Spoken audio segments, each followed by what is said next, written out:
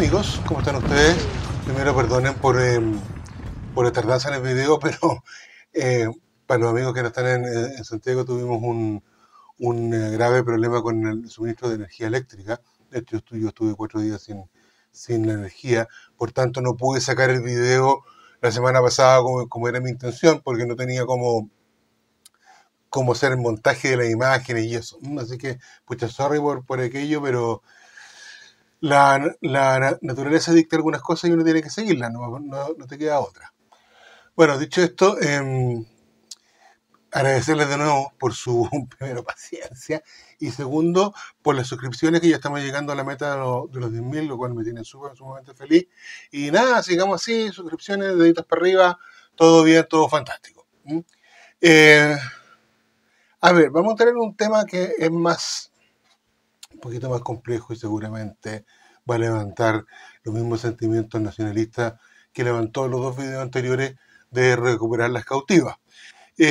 Parece que con esos videos sobre la posibilidad de que Perú hubiese reconquistado Arica y Tarapacá en 1975, que se llamaba, como bien dije, recuperar las cautivas, puse el dedo en algún tipo de llaga, porque me llegaron un montón de mensajes, me llegan un montón de mensajes de peruanos ultranacionalistas que básicamente dicen que es cosa de tiempo, ya tarde o temprano las dos ciudades van a volver a ser peruanas.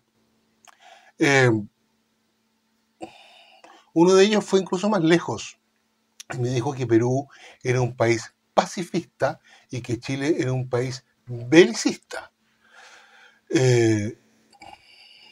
Grave acusación, y eso es entender poco la historia de los dos países. Pero bueno, con esta serie de videos que estamos empezando ahora, vamos a ver que esa afirmación del Perú pacifista y Chile belicista es absolutamente errónea.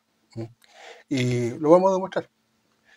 A ver, partamos diciendo que durante el siglo XX los únicos países sudamericanos que no tuvieron guerras externas, no estoy hablando de revoluciones o conflictos internos, guerras externas con terceros países, ¿ok?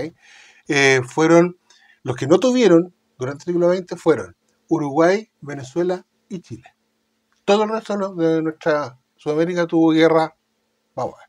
Por ejemplo, Bolivia tuvo 2 guerras, con Brasil entre 1899 y 1903 y con Paraguay entre 1932 y 1935, llamada la Guerra del Chaco. ¿Ok? Colombia también tuvo 2 guerras. Argentina, la Guerra de las Malvinas, para que estamos, eso fue con un tercer país más lejos todavía. Y Perú, Perú tuvo 6 guerras. Sí, escucharon bien, 6 guerras durante el siglo XX. Y vamos a ver cuándo, dónde y por qué. Y contra quién, por supuesto. A ver, todos sabemos que la delimitación española del utis possidetis iure de 1810, lo que posees, poseerás, ¿no es cierto?, fue la que las nacientes repúblicas sudamericanas tomaron como delimitación de sus primeras fronteras, con todos los problemas que se tenían, pero fueron las primeras fronteras que se tomaron entre todos los países que se estaban independizando de la corona española más o menos al mismo tiempo. Ahora, pero también hay que tener en cuenta que la delimitación española del utis possidetis iure entre los virreinatos, capitanías y audiencias no era del todo clara. Quedaron un montón de áreas grises, ¿ya? La frontera norte de Chile quedó también en una nebulosa, y hubo todos los conflictos que derivan en la guerra del Pacífico. Pero antes de eso, ¿no es cierto?, estamos hablando de la frontera norte del Perú. Guayaquil partió siendo parte del virreinato del Perú, pero en 1763 pasó a ser parte del virreinato de Nueva Granada, o sea, Colombia, ¿ya? Lo mismo que la Capitanía General de Quito, y la selva amazónica era una gran área gris, muy poco explorada por razones que ustedes, no es difícil imaginar, una gran área gris que no estaba delimitada, tenía unas cosas muy vagas, ¿no es cierto? Y para inicios del siglo XX, el Perú tenía pendiente su delimitación en el sur con la problemática de Tacna y Arica, que ya la hemos visto en otros videos, y obviamente producto de la Guerra del Pacífico. Y esta problemática se zanja en 1929 con el Tratado de Lima, donde se establece la línea de la Concordia. Arica queda para Chile y Tacna queda para el Perú. Okay. Al este, hacia la cordillera de los Andes y hacia la Amazonía, tenía problemas de delimitación con Bolivia, que fueron subsanados en 1909 con el Tratado Polo Bustamante. ¿Okay? Al norte, o sea, toda la parte con Ecuador y Colombia, había ahí una gran área gris que no estaba para nada clara, que fue fuente de conflicto en el siglo XX. ¿Okay? Entonces, el primer conflicto que Perú tiene en el siglo XX es justamente con Ecuador. Este se llama la tensión peruano-ecuatoriana de 1910. ¿Okay? Entonces, para entender esto, hay que decir que a finales del siglo XIX, Ecuador reclama para sí los territorios de Tumbes, Jaén y de Gran Maynas. Estamos viendo en el mapa de una tremenda pedazo de tierra que el Perú decía que le pertenecía. O sea, es una enorme cantidad de territorio que ambos países estaban disputando en ese minuto. Entonces, para intentar llegar a un acuerdo satisfactorio para ambas partes, en 1887 el Perú y Ecuador deciden solicitarle al rey de España, Alfonso XIII, que medie entre las partes, pero la cuestión no anduvo bien, tuvo con trompezones, y al poco andar esta idea fue desestimada y se iniciaron negociaciones bilaterales, o sea, directas entre Perú y Ecuador, que culminan con el Tratado Herrera-García de 1890.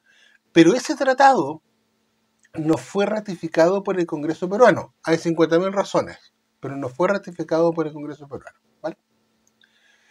En febrero de 1901, el gobernador de Ecuador decreta la creación de las prefecturas en el río Napo y en el río Aguarico, afluente del Napo, justo en la zona que estaba en disputa. Como era de esperarse, obvio, ¿no es cierto?, esta acción se sumó en Lima y escaló la crisis. El prefecto del departamento de Loreto, que en realidad es la Gran Amazonia peruana, envió un informe a Lima y se reforzó la comisaría fluvial. La comisaría fluvial era un barco de río que surcaba entre los ríos Napo y Aguarico, estableciendo cierto orden, si ustedes quieren. Lo que esto originó, obviamente, la protesta del Ecuador. Ahora, como muestra de una voluntad negociadora, el presidente del Perú, Eduardo López de Romaña, ordenó el repliegue de las fuerzas de la zona de Napo y de Aguarico hasta Iquitos. Ahí se concentraron las fuerzas peruanas. ¿Vale? Ahora, esta acción fue rápidamente aprovechada por el gobierno del Ecuador, liderado por el presidente Leonidas Plaza y Gutiérrez, para que las fuerzas ecuatorianas avanzaran desde la confluencia del río Napo con el Aguarico hacia el sur por la ribera del Napo, que en definitiva desemboca en el río Amazonas. ¿Okay? Y esto vuelve a escalar la tensión y se produce lo que se llama el combate de angoteros.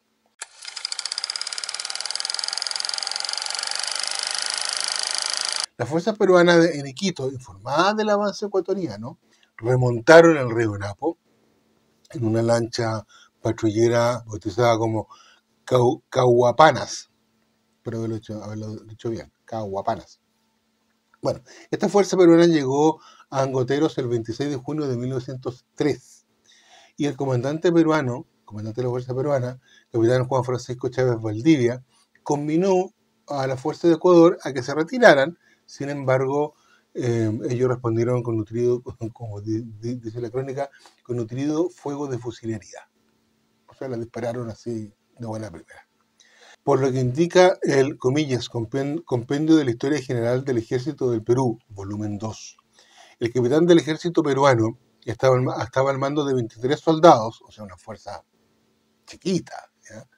En tanto, la fuerza ecuatoriana contaba con 14 efectivos presentes en el combate. O sea, es una escaramuza, una cosa muy chica. Bueno, pero ninguna de las fuentes consultadas, tanto la peruana como la ecuatoriana, indican el tipo de armamento que llevaban. solo se habla de fusiles. Desconocemos si iban con ametralladora o con algún tipo de artillería pequeña.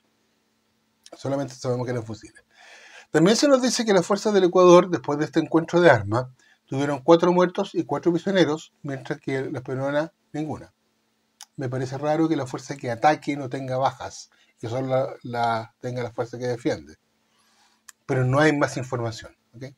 Este pequeño combate volvió a subir la tensión entre los dos países, ¿no es cierto? Por muy chico que haya sido, y la cosa se fue, y la crisis fue cada vez escalando más. Y luego tenemos el combate de Torres Causana.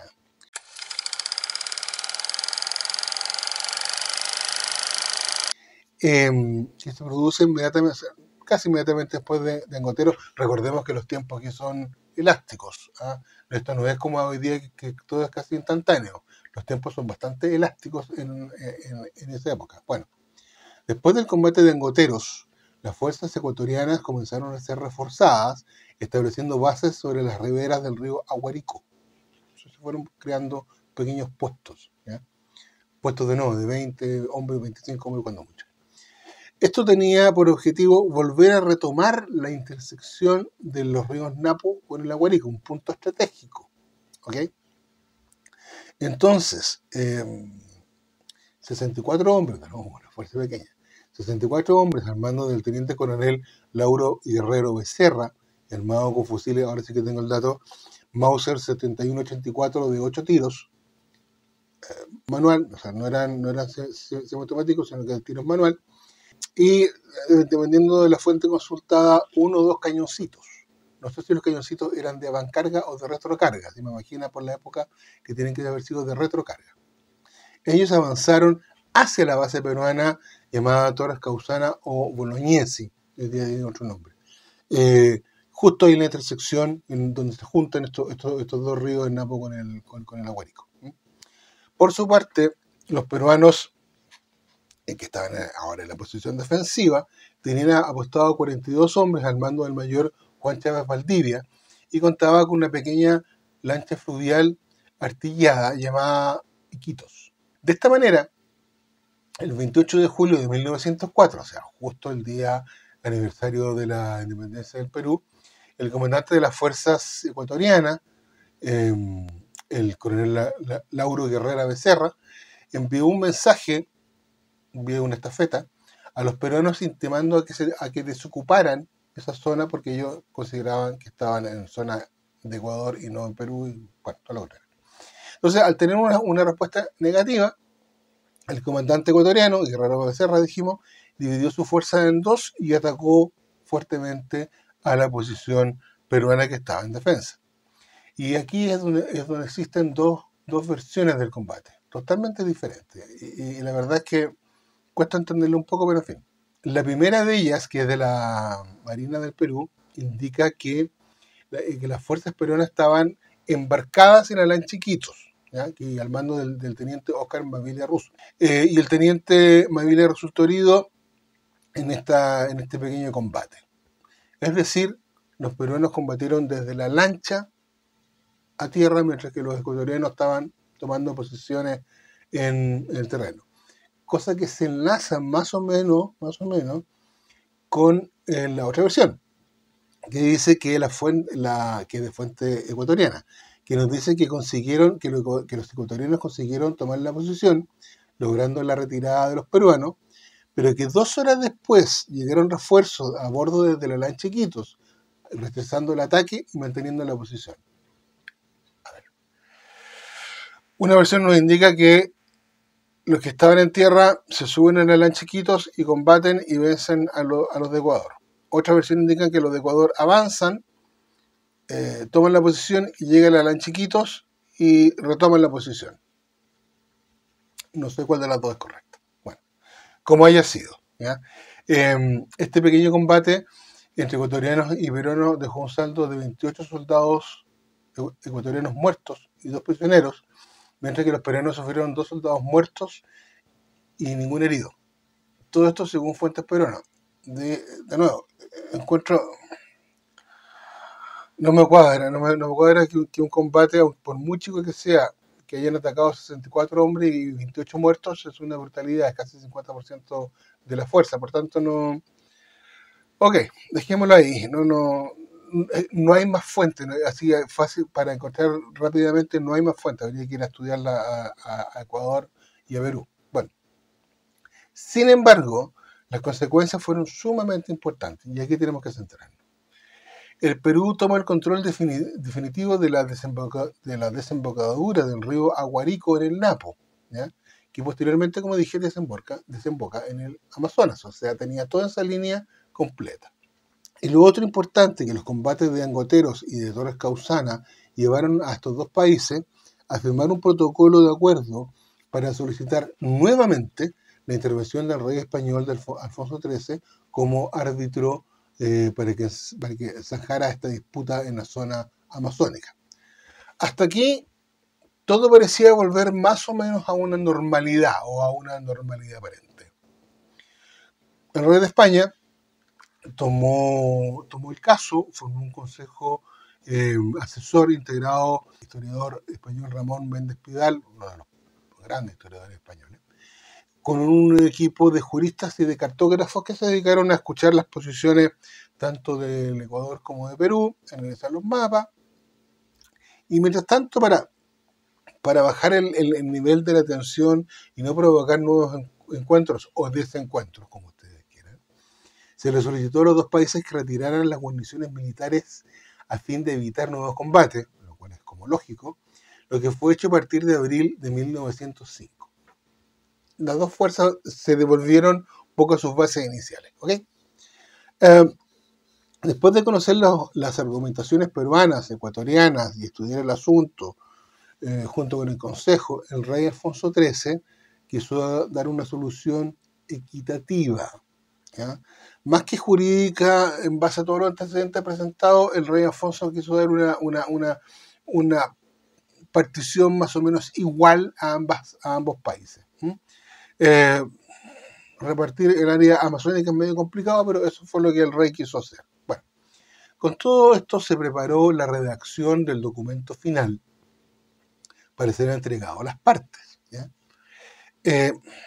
Aquí tengo que hacer un paréntesis, porque va a ser un personaje importante. Bueno, a ver, en enero de 1906 tomó el poder en Ecuador el general Eloy Alfaro. Se le llama general, pero nunca estuvo en una cadena. Bueno, tomó el poder en Ecuador el general Eloy Alfaro vía un golpe de Estado. ¿Vale?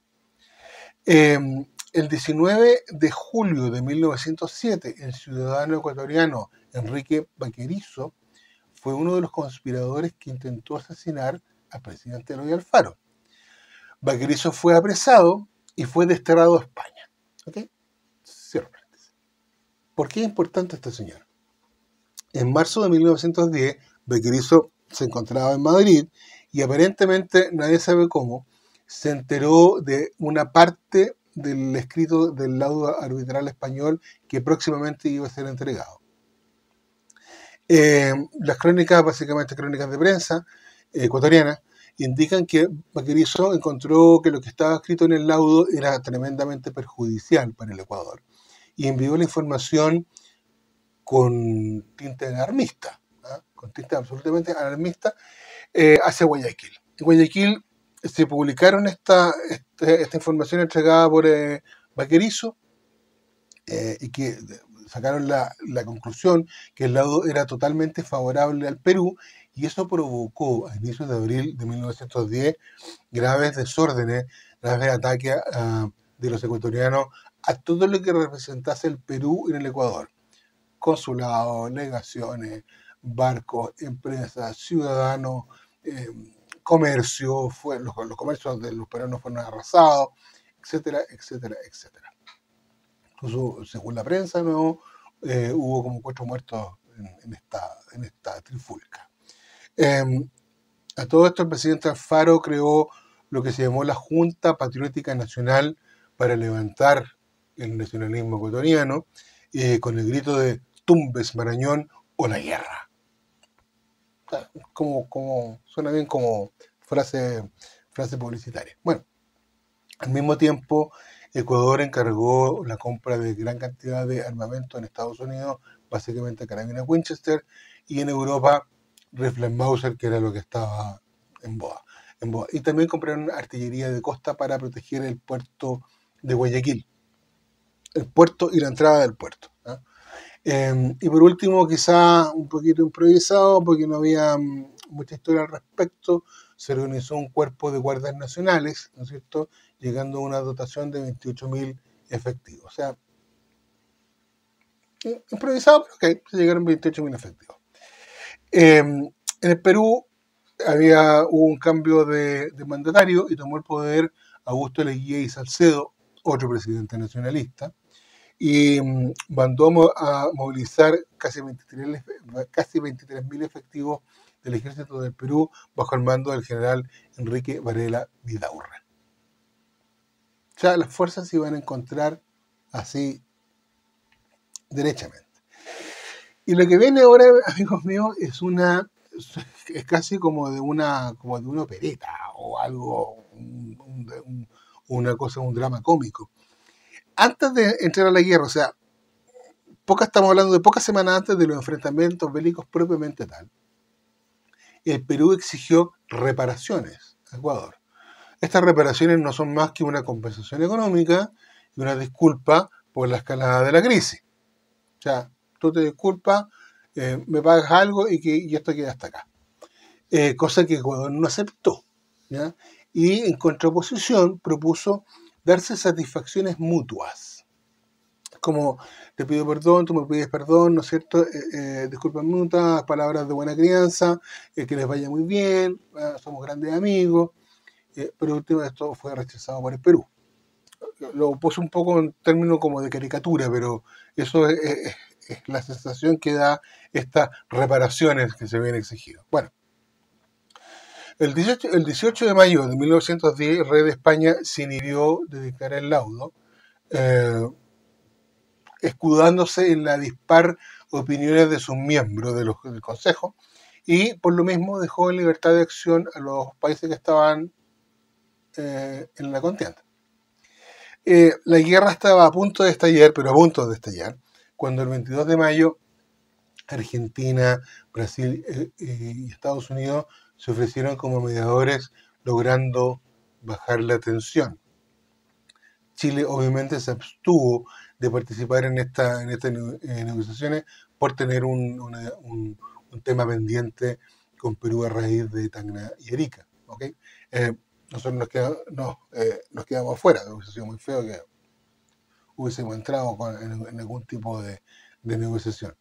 Con esto, la crisis bajó y todo volvió a una aparente normalidad. ¿Ah?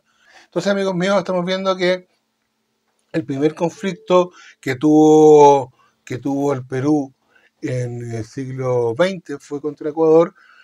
No es un conflicto de gran escala, en realidad es una escala bastante chiquita, con dos combates pequeñitos, pero en una zona gigantesca. Una zona gigantesca que tenía que ser delimitada de alguna manera, y eso provocaron estos roces limítrofe entre Ecuador y Perú, que se intentó solucionar y no se logró. Eso, amigos míos, que estén muy bien. Ojalá que no pase nada y nos podamos ver dentro de la próxima semana. Chao, chao. Cuídense mucho.